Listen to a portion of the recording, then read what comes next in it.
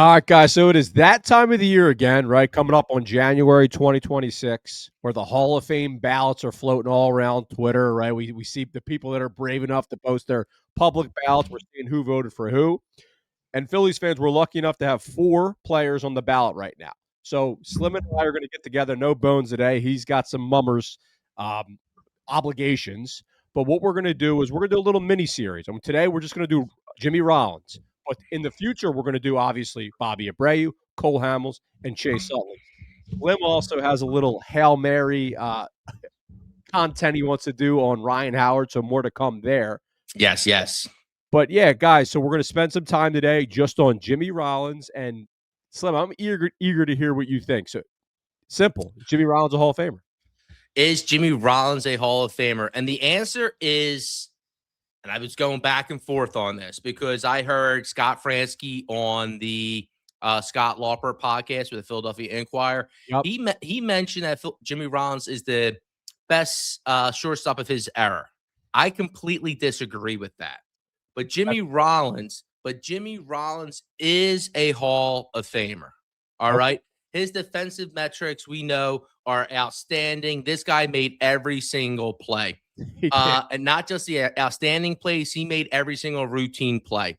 So when I'm watching the Phillies now, when I get upset with a player like Trey Turner or someone, it's because he's like 95%, 97%. Rollins was 99.9%. And like spoiled. Absolutely spoiled, The second defensive stat is he would have led in all those advanced metrics. Defensive run saved, he was like plus 54 or so for his career, which is incredible. They didn't have the OAA, which measures more of the speed and athleticism, but the guy was the leadoff hitter. He was one of the fastest guys in baseball. He got to all types of balls. His signature slide on one knee, pop up and, gun it. We've seen that so many times. Where people make the case against him is on offense. What do you think about his offense? Because I just went through the numbers here, and what do you think about the offense? Because they're kind of eye opening.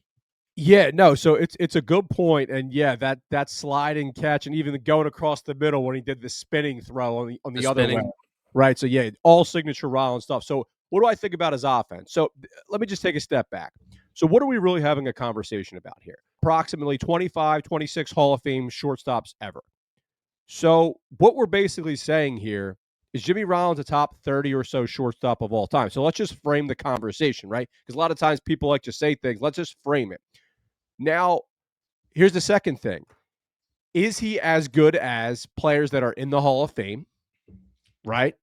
So there's the gatekeeping element because there's always going to be the gatekeepers that say, well, he's not better than XYZ player. And then the other thing is, if there are players that are in the Hall of Fame that maybe shouldn't be, Phil Rizzuto, should you then do the two wrongs don't make a right thing?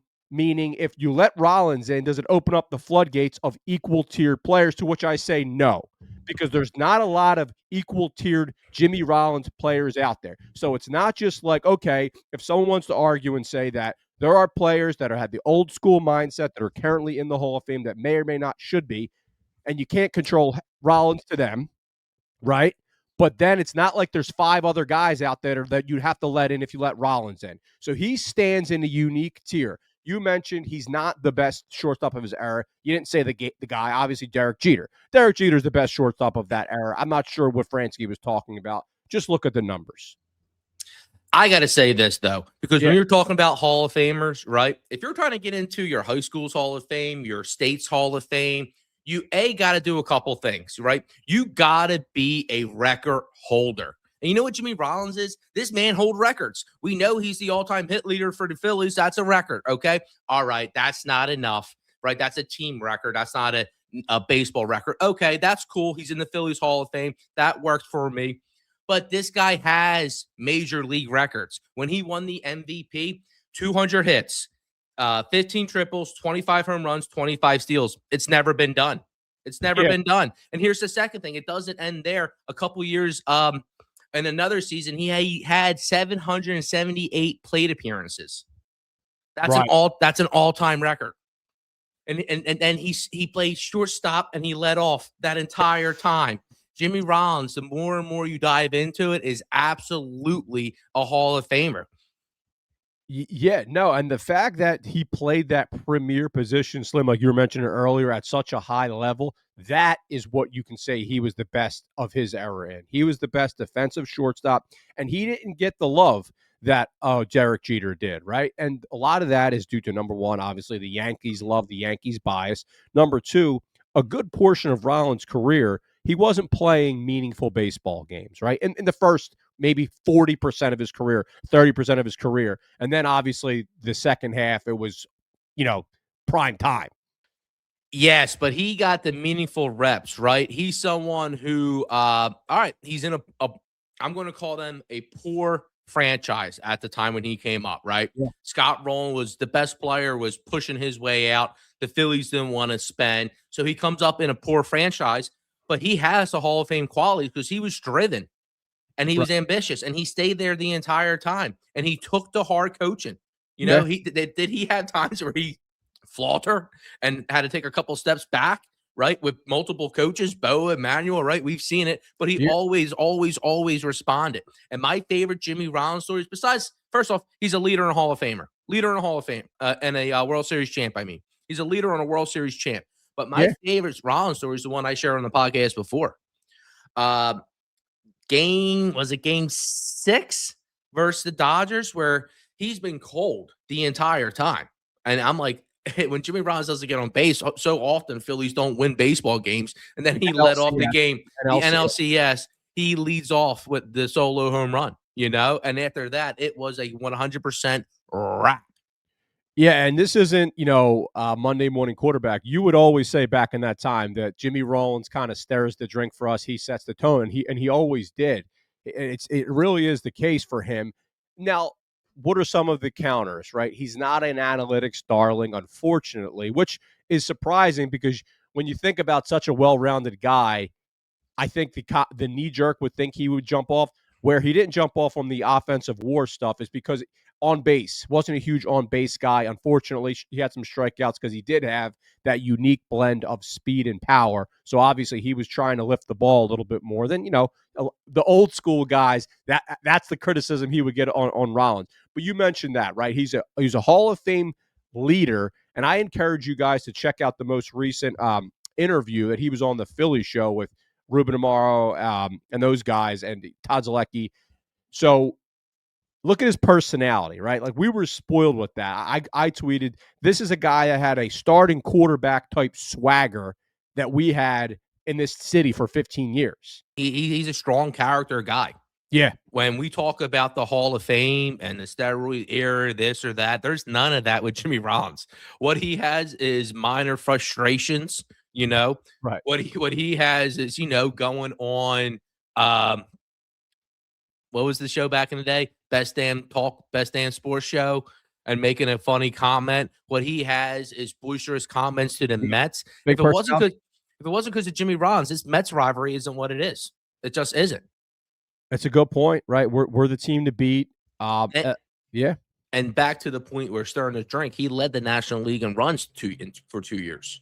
Oh yeah, yeah. I mean, he was so this is big time stuff for a long period of time. I think what kills him is the offensive bias. Offensive bias in 2 ways. Looking at other shortstops and seeing what they're doing offensively and disregarding their defense a little bit. And then the second way is looking at Rollins and kind of his approach. Like we said, maybe we want to see a little bit more walks. Maybe we want to see maybe a little bit more stolen bases. But again, he brought a very unique blend that at the end he stole a lot of bases. I don't know if you meant to say that because stolen bases, he's actually top 30 all time for the modern era, and he's the franchise leader in stolen bases. There were years where I always thought he left stolen bases on the table. If he's talking 25, why wasn't he a 40? He's as fast as can be. He could have been a 40 stolen base, 50 stolen base dude potentially. What happened with the stolen bases, what I recall is, no doubt he always had the numbers. He was extraordinary fast. But then dudes like Bobby Abreu, right? We saw Bobby Abreu do it a little bit more, less speed, a little bit more heady.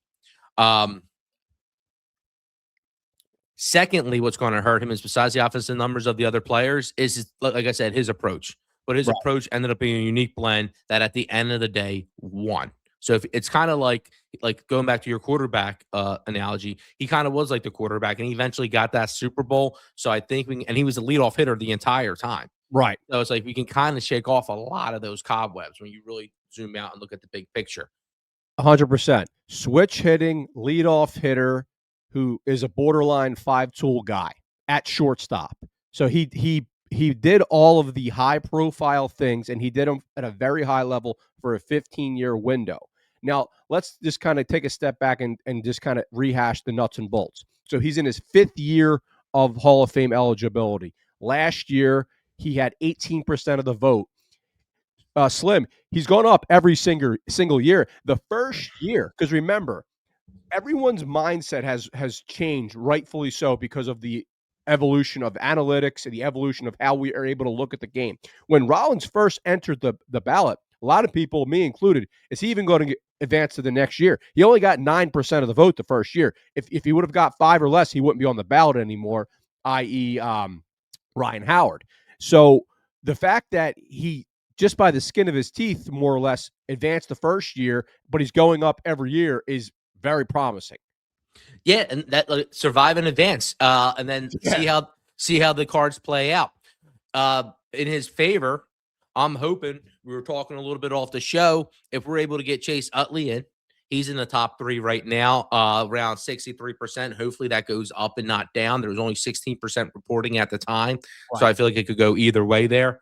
But if he gets in, I think there's a Trojan horse effect. I love that point.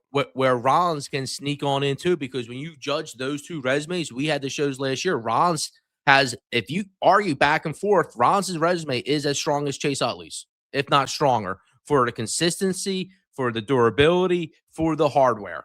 For the longevity, yeah, absolutely right. Well, he has the hardware too. He has the MVP. Yeah. No, he has the MVP. So we for some reasons, Rollins, honestly, the accomplishments kind of do get dwindled down, and they really shouldn't. We're talking about a guy who only has 4 Gold Gloves, and he was a 99. He's probably the best. He's one of the best defensive shortstops of all in time. The history of the game. No, 100% he is. And just to kind of a couple other quick hitters, Barry Larkin. What do they share? They're both kind of like signature players of organizations. Obviously, Larkin for the Reds. He has more hits than Barry Larkin. Obviously, Larkin's a hell of a player. Larkin's a Hall of Famer. So, like, there, you take a look at this. He is in the conversation with these guys, and I love that point that you just made about the Trojan horse with Chase Utley. Because what's going to happen if Chase Utley gets in? Which, knock on wood, it's trending in that direction. He's looking really good right now. If he eventually gets in, what is Chase Utley going to be saying every time he's on the microphone? Jimmy Rollins is a Hall of Famer, right? Right. He played second base. The guy had a harder job at shortstop, and that was his partner, And even who batted first? Rollins batted first. Utley would bat second. And I know. But you don't want to, but people get lost in those dynamics. Utley would have been maybe not, because in modern day, Utley might have been kind of like a sick leadoff guy. Yeah. You could put Utley anywhere. Yeah. But so anything else? Any closing thoughts? I think we did a lot of quick hitters there.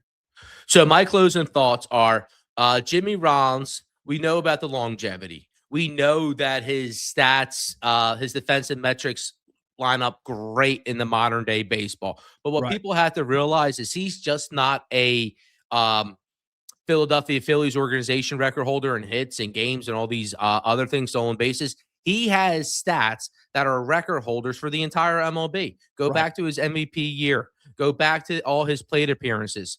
This man should be in the Hall of Fame, plain and simple. 100% he should be. And you're right. He has a lot of those very unique splits that you can look up of power and home runs, whether it's 200 home runs and 400 stolen bases. He has a lot of unique splits where he stands amongst all-time greats. And I'm going to reiterate this for the final time. I want to reiterate this. The man is not in a situation where if you let him in, there's 4, 5, 6 other guys that you have to open the floodgates and let in. He stands in a unique tier amongst himself. He's already better than existing Hall of Fame shortstops right now, and he stands in a position where he's basically the next man up. Let's get Jimmy Rollins into Hall of Fame. Stay tuned, guys. That was a fun quick hitter. Stay tuned. We're going to do episodes on Chase Utley, Cole Hamels, Bobby Abreu, and we'll do a little special feature on our boy Ryan Howard. Who knows where we big stand? piece. The big piece. All right, we'll see you soon, guys. And it's the red